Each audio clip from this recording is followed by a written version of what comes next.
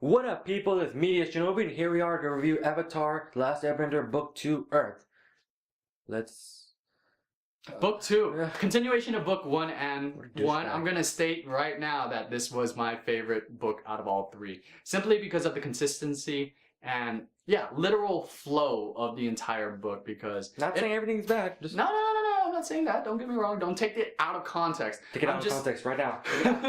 Hate him. You think the series sucks ass? So starting off with Zuko, they really put emphasis as him as now a literal main character. We knew he was already a main character in Book 1, but they really put emphasis on this. If it's not the Aang gang they're focusing on, it's Zuko and Iroh. And they really showed character development for Zuko simply because, you know, he was already an angsty, conflicted, confused character, which was done appropriately in my opinion, but Book 2 just really put emphasis on that, and I thought that was really great, and I felt like this was his defining moment for Book 2 as opposed to Book 1 and Book 3. Even though Book 3 kind of finished off Zuko's story for at least the series, he was already going through those phases like, you know, I can't believe I'm poor, this is not what I deserve. And they're being hunted. And, you know, Iroh's just showing him that, you know, there's nothing wrong with humility. There's nothing wrong with being humble. Because at the end of the day, he's trying to teach him that you should live your life your own way. And that was the whole point of this book for Zuko. I thought that was an excellent role for Iroh simply because he is the older, wiser. And he went through emotional turmoil himself because of his son, and it was really sad. Did we learn that eventually, like, what happened to him? Because I was like, he was a legitimate general. He almost took down Ba Sing Se. He would have. He would have. Yeah, he would have. And that's what I hated about the Fire Nation. I'm like, dude, he would have. Just because he had that weakness, everybody hates him on it. I hated that. Or I don't say everyone hates him. A lot of people have respect for him because he was so close. Oh, well, yeah. But I think it's just like, mostly in the royal family, like, they're like, especially Azula. Shame, you're lazy. And you have a smelly slipper. And I felt like Zuko really balanced himself out with a new character introduced. Well, technically beginning or ending of Book 1, Azula, and she was really a fully fleshed out character once Book 2 started, because that's when she was introduced. She's one of my favorite villains, if not favorite villain. Yeah, one of my favorite villains of all time. Yeah, she is one of the more compelling characters I've seen, not only in cartoons, but anime as well. And that's kind of saying something because this cartoon was inspired by anime. And going back to the Aang gang entitled by Sokka, I felt like humor-wise, Sokka really upped the ante because the humor was just perfectly timed and delivered. What a try. Especially in comparison to Book 1, the whole cactus juice stuff, I died. I was literally, did they make a reference to drugs? No, he's tripping major, just straight up, he's tripping balls. Like, I don't think it's alcohol at this point, it's freaking drugs. And I felt like Sokka's character really did balance off with another character that was introduced in Book 2. Toph! She's cool. Fan favorite. She's cool. I like how sarcastic and witty she is, just like Sokka, but just in a very tough exterior kind of way. The amount of blind jokes, I was like, wow, that's ridiculous. I'm surprised no one complained about the amount of blind jokes because someone's of a disability, but the fact that it wasn't mean-spirited, it's legitimately funny. Her character development was there as well. Like, she was from a family that completely sheltered her, and she never even like got a properly earthbend. Although it was just a cover-up, she really knows how to earthbend. And then when she joined the group, it just added a new dynamic, which really fit well. I was worried it might not. I was worried when he first oh god, because it's hard to introduce a new character midway through a series. But the fact that it felt so natural. It felt natural because you didn't have a character like that in the Aang gang. We didn't have a tough tomboy kind of character who was also witty. So that I felt like she and Sokka were like the perfect comedy duo for Book 2, simply because it was hilarious. I felt like Aang was, you know, making a lot of effort to become, you know, more emotionally stable, even though it was just a charade, because he knew for a fact that, one, we're talking about the episode where Appa gets kidnapped. I forgot how useful Appa is because we've been him so much. He's always been there, but the moment he's gone, I'm like, oh, this. Yeah, I wouldn't say they were taking him for granted, but you didn't realize how much value he added to the group until, you know, they're gone. Especially when they did an entire episode for Appa, I just really felt for Appa because I was like, oh, like he gets burned. I can't watch this.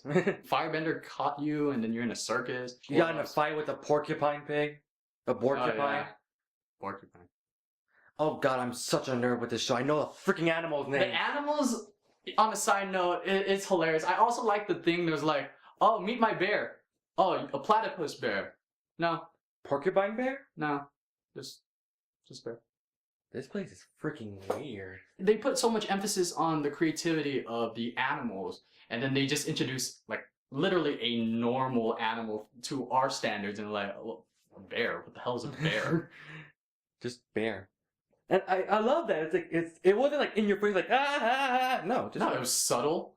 Just like most of their humor, it's very subtle, and when it hits you, it hits you. And retracting back to what I was stating about Appa and Aang is just like, for Aang, it was just he was really going through emotional turmoil. that was his only friend from back in the day. That's why. Yeah, and he was doing the whole, I need to find him. I'll search the ends of this desert, even if I'm dehydrated and sleep deprived, I'm gonna look for him. The next episode, it shows him being as indifferent as possible. He's trying to be a tough guy, trying to not show emotion because the whole avatar state thing, he doesn't want to lose control. He doesn't want to lose control of his emotions. He wants to be emotionally stable.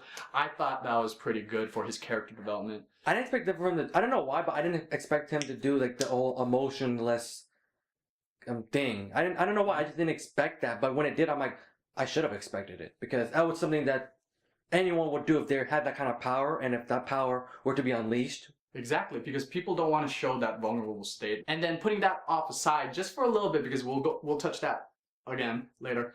They finally reached Ba Sing Se, and the entire society was very interesting in my opinion, and I found that way more interesting in comparison to like book 1 and book 2 in terms of like just the cultural aspects of it. Because like Aang said, oh, I didn't really like this place simply because they just had a different Uptight. They had a different way of living. It's financially based, so like the richest people are in the innermost city, and then branching out, it's like poorer and poorer. It's like the fact that they finally reached to the freaking city. Yeah, and then They still got to deal with because now they're dealing with the whole conspiracy and the Dai Li, and I like the concept of the Dai Li, the whole secret, well, not secret society, but the secret agents that were really in charge of the entire city and not the king, because he was more of an icon. or he was controlled, so to speak. Like they manipulated him. They Because said, he didn't even know that there was a war going on. yeah. So I thought that was pretty crazy. It makes the character feel like nowhere is safe, even though the most safest place on Earth, not even there. I'm Judy. Welcome to Ba Sing Se. Yeah, so that whole, like, just that one episode where they're like, hey, where's Judy? I'm Judy. I'm like, whoa. So this is where it now goes back with Appa, because he actually, what's his name again? Long Fang. Long Fang, the guy who was literally in charge of everything at that time. He had Appa. He had Appa in this like underground And he sewer. pretty much What was it? Lake Laogai? Lake Lao guy. Laogai, yeah. Oh god. I'm like, wow, you are a power freak. Well, no, it's not the fact. It's the fact that he believes order is best if you like keep everything in the dark. Like, Not to mention, Azula said it best. Like, you were a guy who had to claw his way to power, but real power is innate. that was one of my favorite Like, lines. you sick, twisted, control freak girl. Okay, you are creepy. I'm surprised that you introduced another villain. He was legitimately a villain for this arc, and I'm surprised they. Yeah, but they covered more on Azula, and she took over eventually. And I just love it. Well, when two villains converge, you get to see who's On top. and how Azula does it. It was so conniving, so She brilliant. was one step ahead. She is brilliant character. And this finally leads up to the finale, the 2-part. Well, 2-episode. Okay, the final episode of book 2. Yeah, that. And frankly, all of the things that we just stated just comes crashing down. This is where Zuko, like literally turns his back against Iroh, despite he was making progress. He was good. He was legitimately. Yeah, he was making progress. He was being good and stuff like that. And he just like, I guess the goal to be restoring his honor was just too enticing. Mostly because it was like right there. Like it's never been this close before for Zuko. It's like we have Azula who just recently took out Long Fang and got control. The Dai Li, that is legit. That's OG right there. Okay, I'm just saying. She didn't have to throw a punch. Yeah, and then Yeah, I was like, the Dai Li is just so. They only listen to who's the most powerful kind of concept. So I was like, damn, that's just dirty. The Aang gang, they had to go separate ways because they were dealing with their own stuff. Aang had to master the Avatar state and stuff like that, and he left right away before he completely mastered it, and that kind of screwed him over. And also during the fact that the literal last few moments of this episode. And also, I like the fact that we forgot to mention this, but the fact that they introduced something like the Avatar state, some overpowered state that the Avatar can get into, but they gave it a weakness, and it's a very dangerous weakness. Yes, it is. If you were to somehow die, the Avatar cycle will be stopped, and I thought that was really brilliant. And I kind of wish they dwelled on a bit more on that because they didn't really after book 2, they didn't really dwell onto that. Mm-hmm. But I still found the concept very interesting. The fact that you're at your most powerful at this state, but if you somehow die, the Avatar cycle is screwed. Which I don't really see often when someone has an ultimate mode, so to speak, or transforms. No, I think that's refreshing because when you have an ultimate mode, normally you don't have a weakness. This is great. This shows that OP powers isn't actually OP.